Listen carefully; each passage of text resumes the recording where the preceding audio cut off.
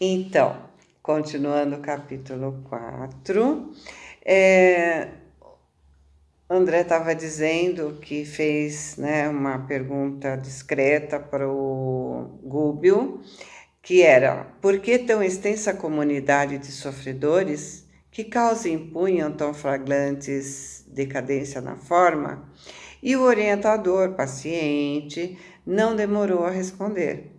E informou calmo: milhões de pessoas, depois da morte, encontram perigosos inimigos do medo e na vergonha de si mesmas. Nada se perde, André, no círculo das nossas ações, palavras e pensamentos. O registro de nossa vida se opera em duas fases distintas: perseverando no exterior, através dos efeitos de nossa atuação em criaturas, situações e coisas, e persistindo em nós mesmos, nos arquivos, né, da própria consciência, que recolhe matematicamente todos os resultados de nosso esforço, no bem ou no mal, ao interior dela própria. Ou seja, pensou, já fez. Não adianta não dizer. Nossas observações, nossos comentários, tudo fica gravado em nossa consciência. Como ele diz, né? Perseverando no exterior através dos efeitos de nossa ação em criaturas, situações e coisas. Ou seja, aquilo que fazemos para o outro ou para a natureza, né? As destruições às naturezas, as coisas que nós fazemos. E persiste em nós mesmos, ele disse, né? Que se recolhe matematicamente todos os resultados do nosso esforço, no bem ou no mal, ao interior dela própria, ao interior da nossa consciência. Então, fica no nosso perispírito. Nossas observações, nossos comentários, tudo fica gravado na nossa consciência. E aí a gente precisa reencarnar para poder desaguar essa nossa energia, para poder, tudo que a gente percebeu que fez de errado e a gente quer limpar. Então a gente pede outra chance, reencarna, né? E limpa essa coisa errada, entre aspas, né? Que fizemos. Monstros são criados pela nossa vergonha e pelo nosso medo. O perispírito mostra com mais clareza. E aí ele continua: o espírito, em qualquer parte, se move no centro das criações que desenvolveu. Defeitos escuros e qualidades louváveis o envolve onde se encontre. Está no perispírito. Então, onde ele estiver, está com ele. A criatura na terra, por onde peregrinamos, ouve argumentos alusivos ao céu e ao inferno e acredita vagamente na vida espiritual que a espera além túmulo. Mais cedo que possa imaginar, perde o veículo da carne e compreende que, desfeita a máscara do corpo sob a qual se escondia, não pode ocultar por mais tempo como tartaruga dentro da carapaça. Sente-se tal qual é e receia a presença dos filhos da luz, cujos dons de penetração imediatamente identificariam suas mazelas indesejáveis. A vergonha do que fez, né? Quando o espírito de luz chega perto, ele está vendo o que a gente fez. Então, a vergonha e o medo de encarar essas pessoas, né? Esses seres de luz. O perispírito, em virtude de tecidos rarefeitos de que se constitui, é para a mente uma cápsula mais delicada, mais suscetível de refletir sua glória ou sua viciação. Em razão disso, as almas decaídas, no impulso de revolta contra os deveres que competem a cada um de nós, nos serviços de sublimação, aliam-se umas às outras através de organizações em que exteriorizam, tanto quanto possível, os lamentáveis pendores que lhes são peculiares, apesar de aferroadas pelo aguilhão das inteligências vigorosas e cruéis, ou seja, presas naquelas pontas perfurantes das inteligências vigorosas e cruéis. E aí eu interferi, mas não há recursos de erguer semelhantes comunidades? E ele respondeu: aqui também funciona mesma lei de esforço próprio. Não faltam apelos santificantes de cima.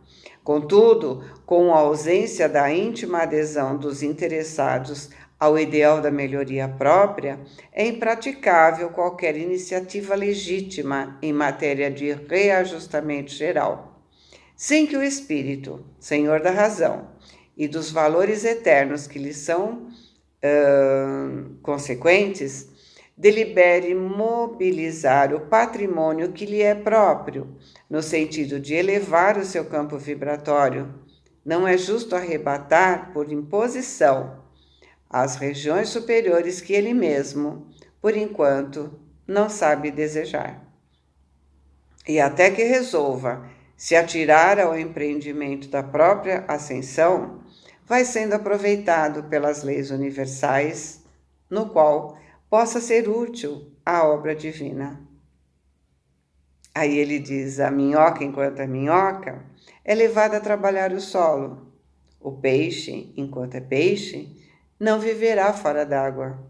Sorrindo diante da própria argumentação, concluiu bem-humorado: é natural que o homem, dono de vastas teorias de virtude salvadora, enquanto se demora no comboio da inferioridade, seja empregado em atitudes inferiores.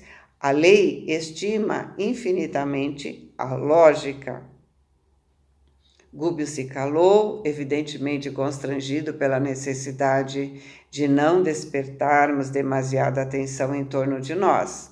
No entanto, tocado pela miséria de tanta dor que emoldurava ali, me perdi num mar de indagações íntimas. Que empório extravagante era aquele? Algum país onde vicejassem tipos subhumanos? Eu sabia que semelhantes criaturas não envergavam corpos carnais e que se congregavam num reino purgatorial, em benefício dele próprio. Entretanto, vestiam-se de roupagem de matéria francamente imunda.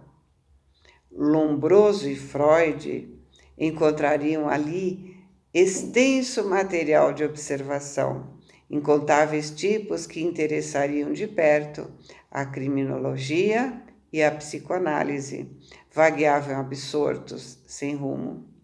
Exemplares inúmeros de pigmeus, cuja natureza em si mesma não posso precisar, passavam por nós aos magotes, naqueles veículos de tração animal. Plantas exóticas desagradáveis ao nosso olhar ali proliferam, e animais em cópia abundante, embora monstruosos, se movimentam a esmo, dando a ideia de seres acabrunhados que pesada mão transformou em duendes. Becos e despenhadeiros escuros se multiplicavam em redor, acentuando nosso angustioso assombro. Após a travessia de vastíssima área, não diminuíram as interrogações que me escapavam do cérebro. Mas o instrutor esclareceu discreto: guarda as perguntas intempestivas do momento. Estamos numa colônia purgatorial de vasta extensão. Quem não cumpre aqui dolorosa penitência regenerativa pode ser considerado inteligência subhumana. Milhares de criaturas utilizadas nos serviços mais rudes da natureza se movimentam nestes lugares em posição infraterrestre. Agora, A ignorância não confere a eles a glória da responsabilidade. Em desenvolvimento de tendências dignas, se candidatam à humanidade que conhecemos na crosta. Situam-se entre o raciocínio fragmentário do macaco e a ideia simples do homem primitivo na floresta. Se afeiçoam a personalidades encarnadas ou obedecem cegamente aos espíritos prepotentes que dominam em paisagens como esta. Guardam, enfim, a ingenuidade do selvagem e a fidelidade do cão. O contato com certos indivíduos os inclina ao bem ou ao mal, e somos responsabilizados pelas forças superiores que nos governam, quanto ao tipo de influência que exercemos sobre a mente infantil de semelhantes criaturas. Com respeito aos espíritos que vemos nessas ruas sinistras, exibindo formas quase animalescas, reparamos neles várias demonstrações de anormalidade a que somos conduzidos pela harmonia interna. Nossa atividade mental marca nosso perispírito. Olha, de novo ele dizendo isso. Nossa atividade mental marca o nosso perispírito. Podemos reconhecer a propriedade de acerto como ainda no mundo. O glutão começa a adquirir aspecto deprimente no corpo em que habita. Os viciados do abuso do álcool passam a viver de borco, quer dizer, na posição voltada para baixo, lançados ao solo à maneira de grandes vermes. A mulher que se habituou a vender o corpo, esquecendo as sagradas finalidades da vida, apresenta máscaras tristes, sem sair da carne. Porém, aqui, André, o fogo devorador das paixões aviltantes revela suas vítimas com mais hedionda crueldade. Como eu estava refletindo o problema de assistência, o orientador acrescentou, É impraticável a enfermagem individual e sistemática numa cidade em que se amontoam milhares de alienados e doentes.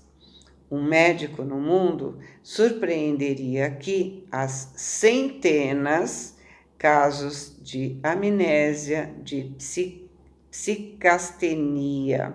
Psicastenia é o enfraquecimento do psiquismo, que conduz a certos sintomas neuróticos como angústia, atos compulsivos e obsessões. Então, ele diz, um médico no mundo surpreenderia aqui a centenas casos de amnésia, de psicastenia, de loucura, através de neuroses complexas, alcançando a conclusão de toda a patogenia permanece radicada aos ascendentes de ordem mental. Quem cura nesses lugares é o tempo, com a piedade celeste, ou a piedade celeste por intermédio de embaixadores da renúncia, em serviços de intercessão para os espíritos arrependidos que se refugiam na obediência aos imperativos da lei, inspirados pela boa vontade. Alguns transeuntes repulsivos cruzavam conosco e Gúbio considerou prudente silenciar. Notei a existência de algumas organizações de serviço que nos pareciam, na esfera carnal, ingênuas e infantis, reconhecendo que a ociosidade ali era a nota dominante. E porque não via crianças, com exceção feita das raças dos anões, cuja existência percebia sem distinguir os pais dos filhos, arrisquei de novo. uma pergunta em voz baixa. E o instrutor respondeu atencioso: para os homens da terra, propriamente considerados, esse plano é quase infernal. Se a compaixão humana separa as crianças dos criminosos definidos, que dizer do carinho com que a compaixão celestial vela por elas? E aí eu perguntei, e por que em geral tanta ociosidade nesse plano? Quase todas as almas humanas situadas nessas furnas sugam as energias dos encarnados e vampirizam sua vida, como se fossem lampreias, quer dizer, como se fossem parasitas insaciáveis no oceano do oxigênio terrestre. Suspiram pelo retorno ao corpo físico, de vez que não aperfeiçoaram a mente para a ascensão, e perseguem as emoções do campo carnal como o desvario dos sedentos no deserto. Assim como fetos adiantados, absorvendo as energias do seio materno, consomem altas reservas de força dos seres encarnados que as acalentam, desprevenidos de conhecimento superior. Daí, esse desespero com que defendem no mundo os poderes da inércia e essa aversão com que interpretam qualquer progresso espiritual ou qualquer avanço do homem na montanha de santificação. No fundo, as bases econômicas de toda essa gente residem ainda na esfera dos homens comuns e, por isso, preservam apaixonadamente o sistema de furto psíquico dentro do qual se sustentam, junto às comunidades da Terra. A essa altura, defrontamos acidentes no solo que o instrutor nos levou a atravessar. Subimos com dificuldade a rua íngreme e, em pequeno planalto que nos descortinou aos olhos espantadiços, a paisagem se alterou. Palácios estranhos surgiam imponentes, revertidos de claridade abraseada, semelhante à auréola do aço incandescente. Praças bem cuidadas, cheias de povo, ostentavam carros soberbos, puxados por escravos e animais. A nosso ver, o aspecto parecia com o das grandes cidades do Oriente de 200 anos atrás. Liteiras e carruagens transportavam personalidades humanas, trajadas de modo surpreendente, em que o escarlate exercia domínio, acentuando a dureza dos rostos que emergiam dos singulares indumentos. Respeitável edifício se destacava diante de uma fortaleza com todas as características de um templo, e o orientador confirmou minha impressão, confirmando que a casa se destinava a espetaculoso culto externo. Enquanto nos movimentávamos, admirando o suntuoso casario em contraste chocante com o vasto reino de miséria que atravessamos, alguém nos interpelou descortês. Que fazem? Era um homem alto, de nariz adunco e olhos felinos, com todas as maneiras do policial desrespeitoso a nos identificar.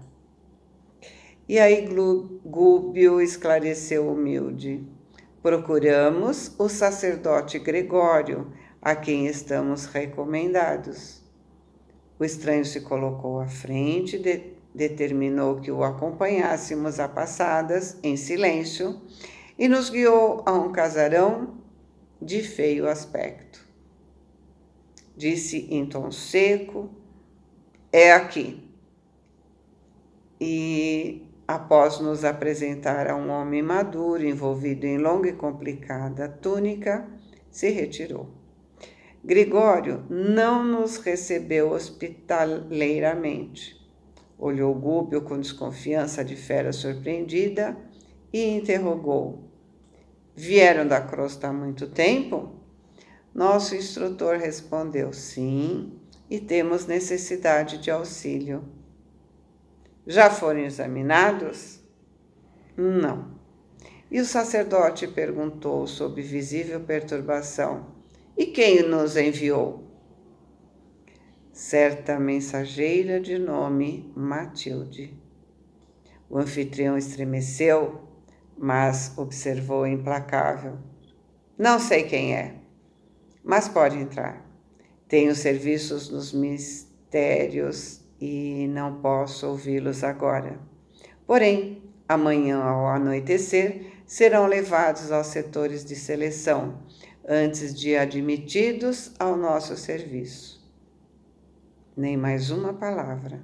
Entregues a um servidor de fisionomia desagradável, penetramos num porão escuro e confesso que acompanhei Gúbio e Eloy de alma perturbada por receio absorvente e indefinível. Então, lembrando ainda que no capítulo anterior, André nos disse que para realizar a missão, eles entrariam em algumas atividades secundárias de auxílio. Isso é, auxiliariam outras entidades, outras pessoas, né? Então, vamos para o próximo capítulo receber mais aprendizado, né? Boa semana, fiquem com Deus, amo vocês.